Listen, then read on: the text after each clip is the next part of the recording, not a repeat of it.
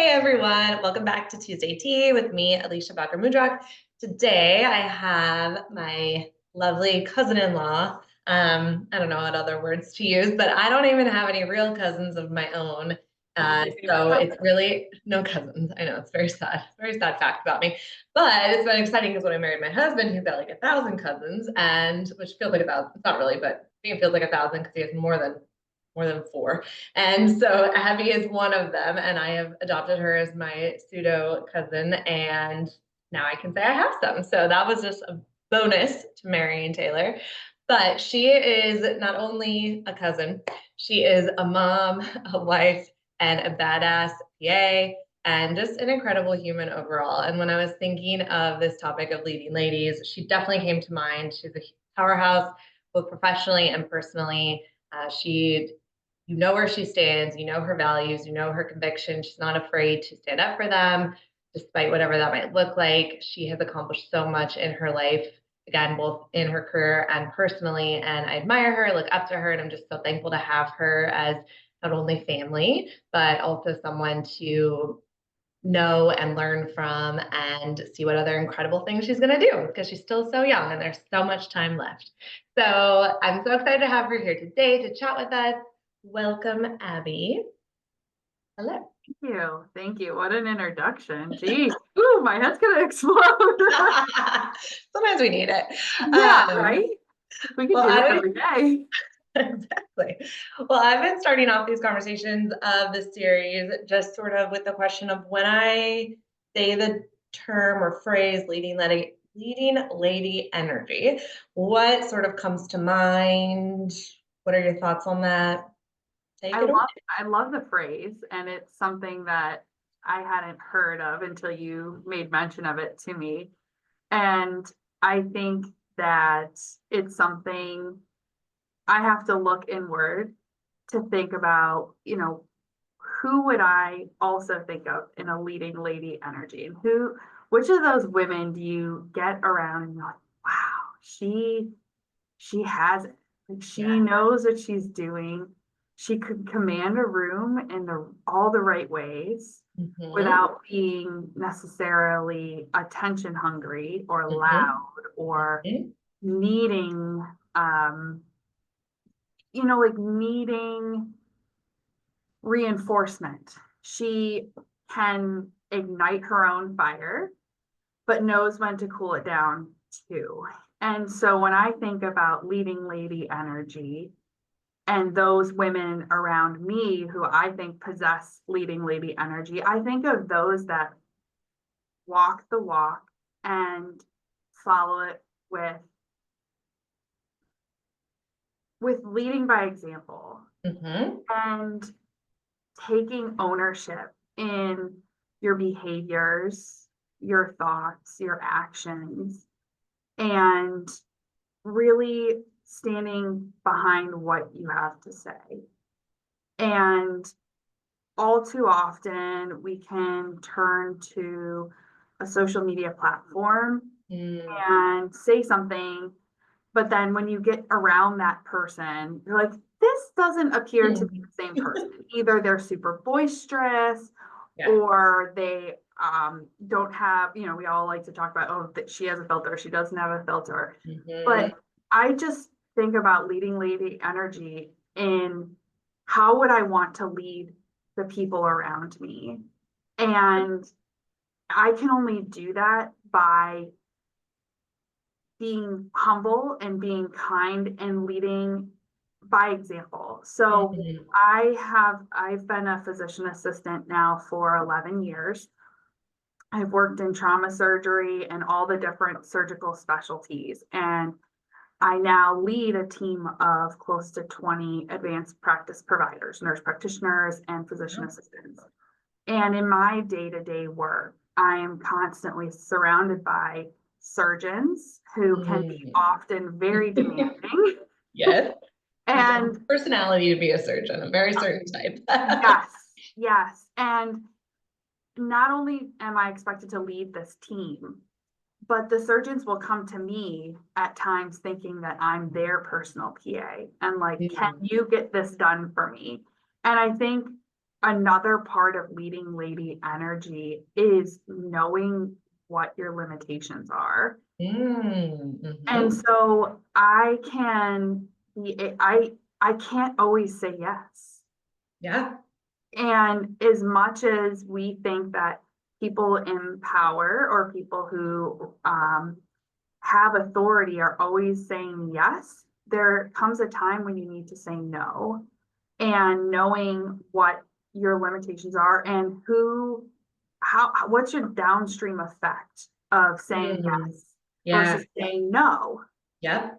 Yep. Because if I lead a team by saying yes to everything, there's going to be some animosity when I'm giving up my team to say, oh yes, they'll do that. Oh yes, that'll make them happy. That'll make the surgeons happy. That'll make administration happy. That'll make the bulk of my team happy. So we just keep saying yes, but we can't always say yes. We have to say no. And when we say no, it can be let me get back to you on that. And to take time to think about what is in front of me, what are my resources, what is the time constraint that this is going to take. Yeah.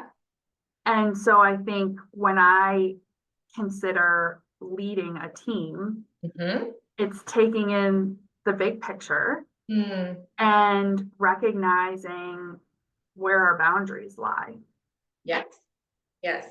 And I think what you're sort of hitting on too is this idea of you have to be really clear about your goals, your vision, your prerogatives in order to know when and how to say yes, and then when a boundary or a decline needs to be given with a no, right? Because if you are just out there led by everyone else's agendas and vision and motivations, then you're not going to feel very fulfilled at the end of it. You're probably going to find yourself triple booked and, like you said, people being pissed and let down and frustrated, and it gets really messy and confusing, and you're almost kind of staying stuck or like running around in circles, right? And so I think that leading lady spirit is this idea of she's super clear on where she's going, and even though there's going to be that pushback from other people's leading lady, leading man like energies and their visions, it's still being graceful enough to figure out how to navigate those firm no's and people's reactions to that, but also trusting where you're going because you're so clear on your non-negotiables, on your vision, like on your end game that you're trying to reach. Absolutely. And the thing that motivates me or helps me to lead the most is by example. I would never ask a staff member of mine to do something that I'm not willing to do first. And oftentimes, if we have new surgeons starting or new procedures that we're learning or new protocols, I want to be the first to do it or to help pave that path, because I wouldn't expect someone else. I'm not going to tell someone else what to do. Allow me to do it first so that I can pave the way for you. And a lot of that comes with, believe it or not, having been working what I think is only 11 years.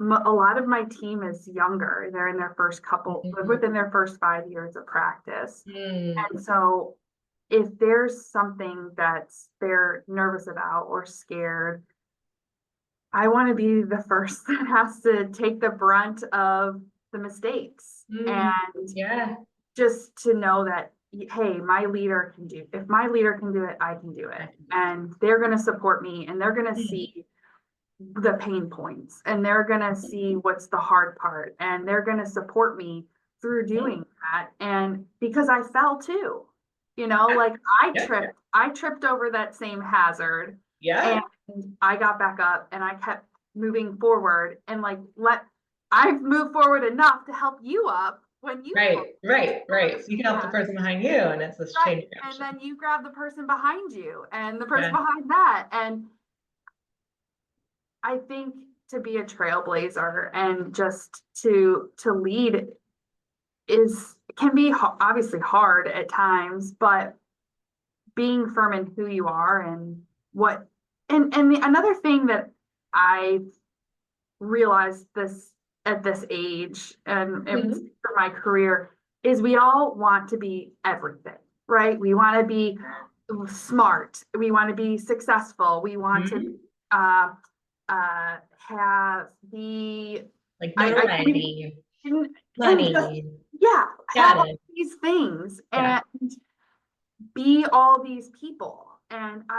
But to focus on two, right? Like Mhm. the two core beliefs that you have, whatever they may be, Yeah. of all thousands of adjectives you would want to be, we can't be them all. Nope. So along the way, I picked up that the two things that I would want to be would be humble and kind. Hmm. And I don't love to be the center of attention. Even being a leader and Yeah. having to be, when I'm doing surgery, I'm working with the surgeon or they leave the room and I finish the surgery. Like I'm that commanding presence in the room. And Right. I hate being the center of attention. You're like, oh, I hate it, but it was this is something not the I had thing. to get over. And the Yeah. nurses are coming to me and asking me questions. And Yeah. even now, like I have administrators coming asking me for questions or a team of Mm. new PAs around me asking questions. I'm like, I hate being the center of attention, but I had to get over that Yeah. and to be humble and admit when I'm wrong and to Mhm. be kind Mhm. because we all could be more kind. And we all want to be around people who are more kind. Yes. Especially in 2024. I almost said 25. We're not there yet, but Right? 25 too. We could be kinder to each other in this day and age for sure. Yes. I think you're bringing up some really great points, and I love that those are your two, like, let's call them values that you're really connected to. Because I think if you take the analogy of a stage actress, right? She doesn't play the leading lady role, the supporting cast role, the background role. Like that doesn't make sense. We're not maybe in a one-woman show, but that's like the exception to the rule that we're Right. not we're not using that analogy right Not now. all Oprahs. Right. She's not going to be Belle and Gaston and the Candlestick and Mrs. Potts. Like Right. it just is too much. She has to be who she is. She has her dynamic like role and area, and then they all have their parts to play, which supports the storyline altogether. Right. So I think for you, like you're saying, you have elements of lots of adjectives, but they can't all be the priority, or you're never going to actually be really good or complete any one of them. Right. Right. So is like your goal in a career money? If it is, fine, no judgment. But then the other stuff, like maybe time, family, maybe some of that kindness, I don't know, maybe that's not as possible to be at the top because the money is the driver. Everything comes in line with money. Or is it work-life balance? Well, then you might not ever be the CEO of Google because I don't know if they have a good work-life. I mean, I don't know, maybe they do, but like something where they need your time, you're on call 30,000 hours a day, which is more than what's in a day, right? Like you're not going to be able to be home. You might not be able to be home all the time, right? So maybe that's not where you're going to get, which is fine because this is your priority, right? Right. So even as you're continuing to explore your career and you're very seasoned and also have so much room to see what else is next and what else you will do, right? It's continuing to come back to those values because without them, we're letting other people write the story, we're letting other people drive the boat, we're letting other people take over. And the worst thing that I think any of us could do is wake up one day and be like, wow, I had no say or control over my own life. And like, what just happened? Right. And there are things we cannot control in the world. Like I'm sure even in your professional role, personal role, that there's unexpected stuff. Other people have their own agendas, attitudes, personalities, but we don't have to become powerless to situations that feel like they're trying to take our power away. And the more grounded we are in our values, our goals, our vision, who we are, what we're here to do, that we're in charge and we get to be the narrator, the leading lady, it makes it not always easier, but more possible to encounter those situations and move through them without giving away our power or just stepping out of the role altogether or kind of letting people bulldoze over us. Absolutely. And I think hitting on like we're not giving up power. We're allowing others, I feel, when in a situation like that, I'm allowing others to give me feedback. I'm not necessarily allowing you to take power away from me. Right. But give me feedback. Because we all could use it, you know, and I think more than anything, we need the feedback in the moment, not necessarily in 2 weeks when I've had time to stew over how this one little thing made you so mad. Right. Let's talk about it in the here and now. And difficult conversations don't get easier. And I know you know that as a therapist, and how many times you have to tell your patients that, like, you need to have this conversation. Don't necessarily get easier. And when I got into a management role, and I, dreaded having to do difficult conversations, and I still do, I've been in that position for 5 years, and I still hate having to have the behavioral conversations, or hey, administration's telling me one thing and I need to sell this to you guys in another way conversations, or with my partner, and I have to have a difficult conversation with him. My child isn't old enough to have conversation yet, but one day they're coming. It's gonna come. And so, constantly seeking feedback, even when I'm delivering bad news or having a difficult conversation, talking to the person, leaving it as this is an open book. We're not done here. And when we are done with this conversation, we're going to circle back, and I want to know how you're feeling about things. Like, just because we ended it here, like, we both need to take a moment away, step away, and come back together to talk about it. And I think allowing someone else to feel like they have some transfer of power. To be able to sit back and, I don't have all the answers. Right. Please help me to understand things. What's going on. And just like you don't want people to take away your power, we're not trying to take away others either. And the best part is, like, we're all the leading star of our own lives. And there's enough that, like, scarcity mentality is so prevalent these days as well, but it's kind of bullshit, right? That there is abundance, there's enough for you to be you and me to be me, because they are different things and different people, and we bring different stuff to the table. And actually the world is better when you are you and I am me, because we both have unique gifts and wisdom and traits and whatever nuances, even our weaknesses. They're all needed to make collectively us as a tribe stronger and better, right? I don't want you to replicate me or vice versa.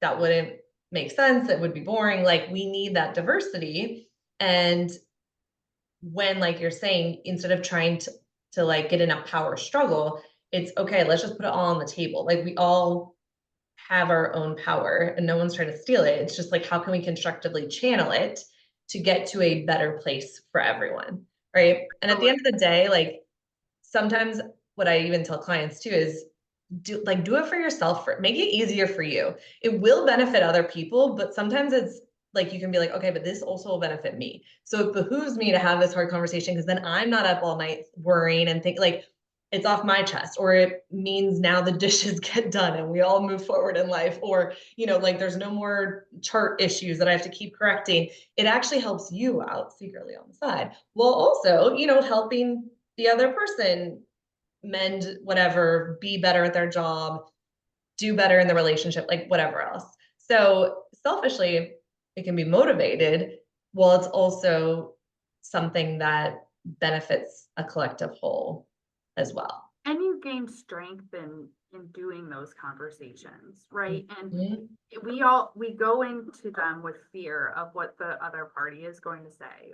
And how many times I come out of that thinking, wow, they received that very well, or what was I waiting for? Or you did another one, like, good job. You did another one. You had another difficult conversation, and it spills over. And we can all remember when someone else sat us down and felt like they took our power away because they brought up the difficult conversation. But it does take power to be confrontational, and being confrontational isn't a bad thing. There is a place and time, and I actually have a perfect example from today. Yeah. from this morning. So I was heading in to see a patient, and he had just had surgery on his arm. He had a fistula that had become infected, and we needed to do surgery overnight on him and take care of the issue. Well, one of the nurses in the room was being very brash. He was in pain, the patient was in pain, and was not allowing her to use his dialysis access because he was in pain. So he stopped her and was like, I need to get I'm not letting you poke this new surgical wound until I can get something for pain. Yeah. And like any one of us, how any one of us would react. And I overheard her in the hallway and in the patient's room talking to a colleague about, I need to get this started. If I don't get started soon, my day is going to be longer, and just complaining about how this needing to wait for the patient to get medication, wait for the medication to start working. That could be an hour process. And I understand that that's frustrating if you didn't build that extra hour into your day. But as I'm with the patient, I'm envisioning what he must be thinking. Yeah. To hear someone else being so frustrated by his simple request to treat me like a human, not be in pain. Not be in pain. And so could I have just acknowledged the patient and went about my merry way? Yes, of course, that would have been the easy thing to do. But what I needed to do was confront this woman and validate her frustrations, because we've all got caught on the long day at work and you didn't anticipate that. But also to remind her that you're in the presence of a patient and they deserve respect. Yep. And that's all I said. I was, kind of shaking going into it, just because she seemed a more aggressive personality, and I didn't know this person. And so I asked her if I, saw an opportunity, and I pulled her aside and I just said, I understand that you must be frustrated, but this patient is in pain and he doesn't want to hear about how long your day is going to be. Yeah. It really isn't his problem. It's not. It's not. And at the end of the day, you're getting paid. So yeah. Gotta rework your time management. Not his fault. And so I hate confrontation just as much as the next person, but I knew at the end of the day that this would be a good confrontation, because if I were in the same, the roles were reversed and I was being inappropriate in front of a patient or just making someone feel bad, I would hope that someone would say something to me. Give me a reality check, pull me aside, because when you have these difficult conversations or you don't run away from the confrontation, we all come out better. I came out having a little more a power up. And you can do this. And she walked away from the conversation. Maybe she's cursing my name under her breath. Who knows? But just like, you're right. She'll think about it even the next time or the next time. Like, now that it'll be there a little bit more, she has to make that choice to do it because she's more aware than she was to begin with. Right. And, as a kid, I've always been the best friend. I've always been the side piece. I've never wanted to be that center of attention. Like I said, I don't care for it. But the more I'm going through life, the more I'm realizing, especially in my career, that I'm being forced to be the center of attention because I'm leading in a way that other people recognize should be imitated. And what a rich experience to get to step more into the role you were born to play, not keep casting yourself to the side or playing yourself down because that feels more comfortable. Because I do think that there's always a level of discomfort that is, again, uncomfortable, but so important, because that means we're growing. It means we're listening. It means we're learning. And it means we're continuing to change and shift and level up. Comfort is very appealing, but it's when we get stuck. It's when we get stagnant. It's like the worst place to be. And I don't mean discomfort like everything just hard all the time, but that at work. For the most, you know your day, you're very comfortable in a lot of your roles, but then you stepped out to lead and to help this person hopefully do better next time, right? You chose the discomfort because it was actually the better path, even though it didn't feel as good as just running down the hall the other way and pretending you didn't hear Right. And if we looked at every decision we make, it's like, just do the next right thing. It's not right. They're doing the right thing is not easy. It's not popular. It's not. No. And I think going back to, I imagine leaders who start emerging are not necessarily the loud, extroverted, popular people. Right. That it does take, some people are natural leaders, and other people, myself included, takes a little more time to grow into that and sit in the discomfort of having to be the one that people are looking at to make the decisions. Because you know that you could make a wrong decision, and guess what? People are going to really not take to that, and you may not be popular or you may not be liked, and that you're never going to be liked by everybody. And that is something that I feel like we took a long time to realize. Yeah. And that's okay. Yeah. And it can be so freeing to like know that that's not the goal. And then like, oh, well, great. The bar is in a much better place because I can meet that. Right. Exactly. And so it's hard in some ways, especially if you're a people pleaser or you get a lot of your own validation from being liked. But I think it then forces again that discomfort of how can you find your self-worth within yourself and understand that we have worth because we were born with it, not because we earned it or deserve it or have to show something for it. And too many of us, especially as women, I think are socialized to believe that it is from our doing, it's from our output, it's from how we care for others, it's from how we show up for other people. But that's just extra stuff. Like that's not what actually determines one's worth. And when we get out of the habit of looking to everyone else to tell us we are worthy, we have to do it for ourselves, which is really hard, but like so incredibly powerful because no one can take that from you. When you pick up what's always been yours and really hold on to it, it's always yours and it can't get taken away. And that's like an incredible realization when you can really sit in that. Yeah, I agree. Do you have, I know you've been with so much, so any last like summaries or takeaways or anything we kind of want to leave? Yeah, sure. I think with power comes the freedom of decisions. And I think more than anything, we have to take the time to decide what is right. And what is right for one person might not always be right for another person. But more than anything, what I've come to through leadership is recognizing and respecting boundaries. And I think if there's one thing to take away from a leading lady energy is to recognize boundaries, appreciate boundaries, and demand boundaries. I love that. Because that is something that only you can set for yourself, and what is right for you is not necessarily right for someone else. And being clear with your needs and your boundaries, whether it's professionally or personally, knowing where you stand on something, not necessarily backing down from that.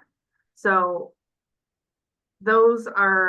that's the lesson that I've learned the most in the past 5 years when placed in a leadership position.